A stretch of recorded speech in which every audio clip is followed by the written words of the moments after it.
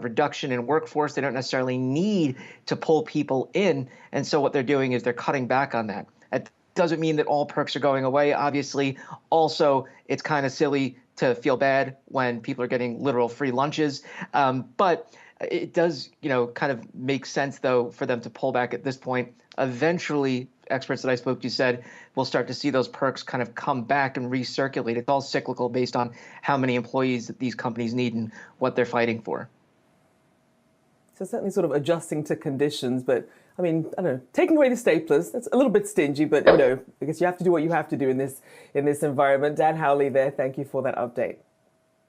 All right, coming up, Donald Trump pleads not guilty to 34 felony charges as his campaign says it raised over $10 million since the news of his charges broke. So how's he doing in the polls? We'll take a closer look next. We think about some of these surprises that we could potentially still see in the second quarter of this year and even further out into the rest of the year. It's the time of year some look out for an April surprise. The one that I'm still looking at is what happens geopolitically, what happens in Ukraine, and then a derivative of that is what continues to happen with US-China relations. Thus far, the surprises have really been the resiliency of the labor market, but we do have a backdrop now of a banking crisis that, that just started weeks ago. The surprise going forward in the next few quarters could be that the economy drops off more than anticipated. It is our belief. We combine this scientific approach with a very well-established urban redesign and urban design approach. Through its agencies and the combination of its agencies, it has achieved a lot in the past. If it keeps following the scientific path and the combination with the other knowledge in the city already, we think that it will be a very comfortable and very livable city in the future, even more than today.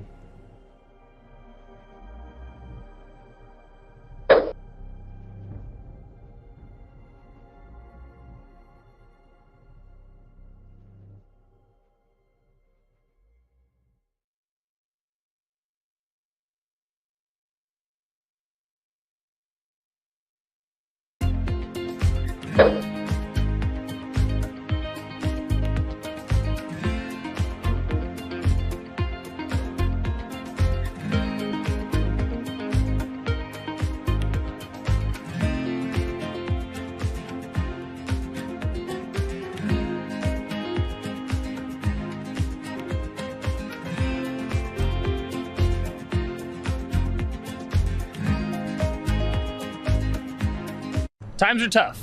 Jobs are scarce. It's risky to be outside and around others. Seems like there's very few ways to make extra money during a pandemic. So I guess I'll just hunker down and binge social media until this all blows over. Wait, don't these people make money? How do these people make money?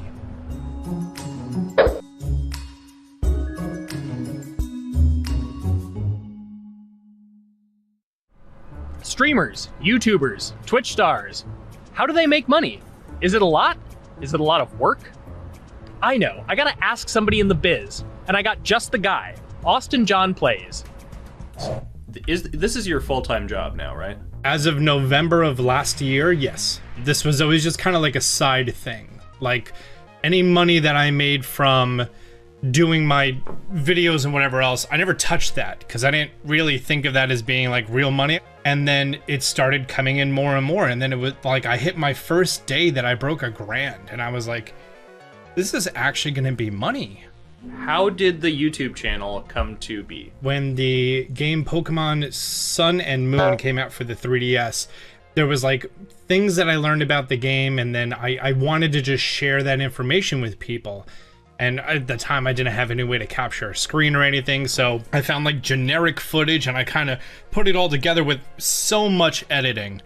And that video got 6 views. And then 2 days later, I made another one, and that one got 12 views. And then I just started pumping out more and more content, and people were like, this guy knows what he's talking about. It really just started building on top of itself, and then it was like, my channel really focuses on tips and tricks. So I play a straight 18 hours and I'll finish the game or get to about the 40-hour mark. and then I'll make my first video. While I'm going through, I have a giant notepad and just scribbles everywhere, and I make these notes of like the things that stumped me, so I know the things that may stump other people. What do you need to think about if you're building your YouTube channel? 1, you need to do something that you're passionate about. Not that you like, not that you think you're gonna make money on, something you're passionate about. The other thing is something that other people are passionate about. It holds a special place to them. And third is, it needs to be something that people are gonna seek out information on. In order to enter into the marketplace, you either need to be better than everyone else, you either need to be faster than everyone else, or you need to be more accessible than everyone else. And you can't be more accessible because it's already on the platform. Granted, if you understand how the algorithm works, which is very similar to Google Analytics, then yeah, you can have a little bit of a head start. But if you're not doing it faster, and if you're not doing it better than everyone else, then why should anyone watch your channel? So my income as a YouTuber kind of breaks down to 3 different ways. 1, which is the bulk of it, which is ad revenue. Whenever you go and you watch a video and then there's an ad and then you wait 5 seconds and you hit the bottom right corner and then you go on to the next video, or a non-skippable ad, or the video starts immediately, you get the little banner ads at the bottom, or if you scroll down from the video, the first thing that shows there is an ad. Those are the 4 different types of ads that can appear on every single YouTube video.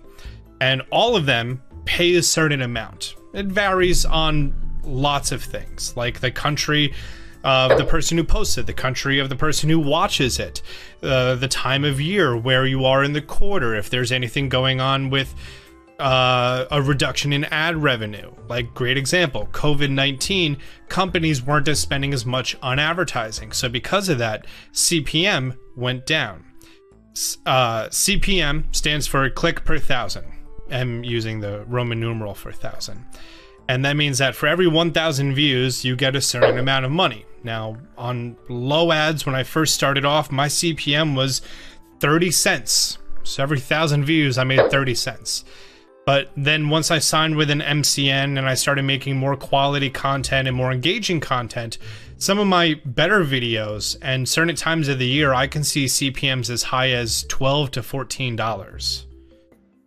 And there's a big fluctuation between, you know, if I post a video when there's no ads being spent, like January and February, that's the reason a lot of your favorite YouTubers and also TV shows don't post new videos in that time of year, because ad rates are down. Why are they going to make content then? Instead, you're recording and you're bulking up for when ad revenue is higher.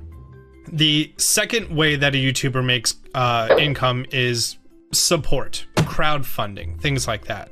When I first started off, Patreon was really the only option, but then they started rolling out supporters and members for YouTube channels. So whenever I have a live stream, you can click a button and then you can become a member, and then you get special icons next to your name. I believe they're called badges. Or on any video, you can hit the join button, and that helps support the channel.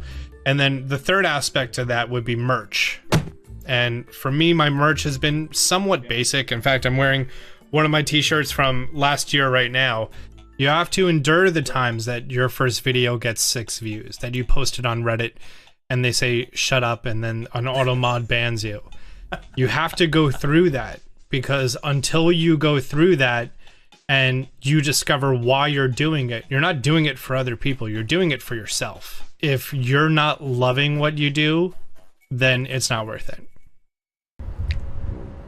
Huh. So make a channel about something that I'm passionate about. Oh, sweet! I guess I can... Guys, untuk hasilkan uang online, gimana caranya? Aku tunjukin.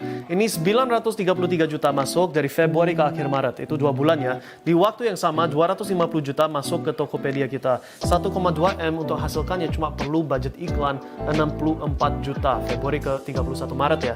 Ini memang hasil yang luar biasa, tapi pasti ada yang bilang, aku gak ada 60 jutaan untuk hasilkan 1,2 M. Gak apa-apa, hari pertama 3 Februari kita cuma pakai modal 300.000 rupiah untuk iklannya.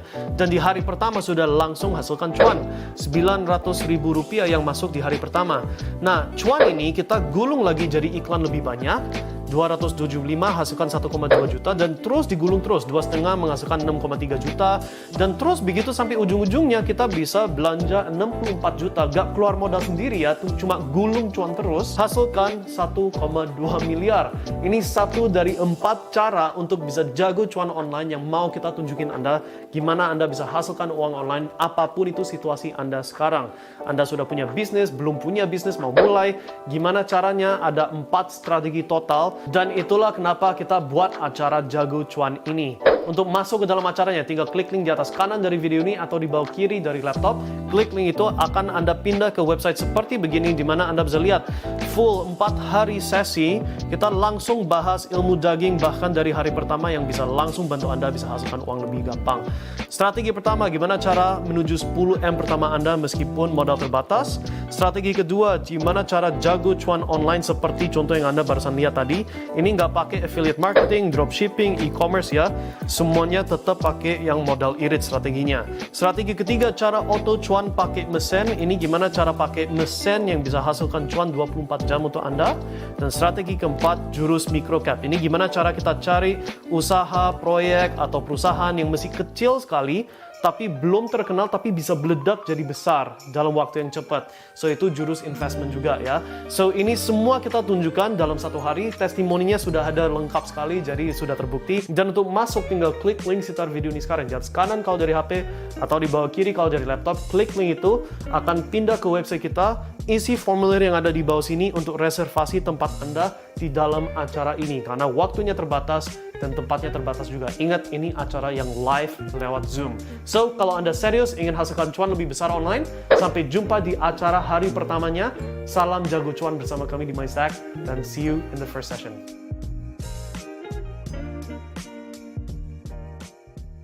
Let me see if I can pull that up. But anyway, the copper metal market, Dr. Copper has been saying, no, we're not necessarily buying the demand turnaround just yet. Finally, what's going on over in Indonesia with that market? There was a huge short report issued on all the stocks that are basically have any affiliated tendencies with the Adani Group, and that is basically a huge part of the Indian stock market. And here's a 2-year view of the Bombay Stock Exchange. Moderately off of its highs here, but when you have a huge credit expansion like we had in 2020, 2021, the fiscal reaction to the pandemic, the monetary reaction to the pandemic, huge excesses and imbalance can build up. And if there's any kind of notions of fraud underneath that, well, guess what? When you have a deflationary environment such as these, those things get priced out of the market, or I should say priced into the market by those prices coming down. So we're not only seeing this play out in the Indian stock market here, we're seeing that play out in the US stock market as well. And we're seeing all kinds of short reports coming to the forefront. So the bottom line is all of the machinations of the central bankers to deal with inflation worldwide have really been weighing on emerging market economies. And because they are not necessarily the tail that wags the dog, they are the ones catching the cold when America sneezes and when the developed nation sneezes. They are unfortunately have